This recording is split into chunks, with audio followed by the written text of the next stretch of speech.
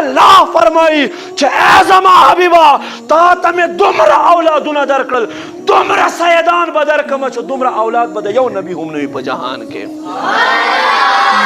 اوس وګوره چې کم ښار ته ورځې سادات آل رسول پکې موجود وي، کم ځای ته ورځې سادات آل رسول پکې موجود وي. فرمایي انا اعطیناک الکوثر، ای زما حبیبه ما تا ته کوثر درکړو خیر کثیر، په زامنو کې مې هم تا ته کثرت درکړو، ستا شانته زامن به چا نه وي.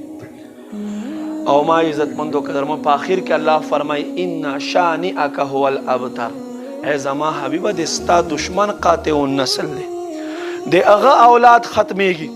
تفاسیر لیکي عاص بن وائل دا خبر کړی و او درې زامن و، درې واړه لوی شو، درې واړو ودونه وکړو، د هغوی اولادونه پیدا شو، بیا د هغوی اولادونه پیدا شو.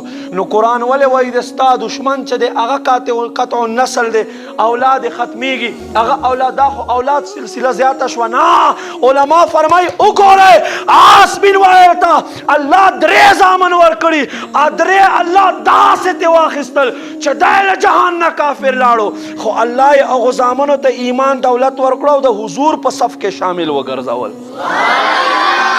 نو محبوب کریم په الله باندې دومره ګران دی، دومره ګران دی، او چا هم چې محبت وکړو دا په دنیا کامیاب دی، دا په آخرت کامیاب دی.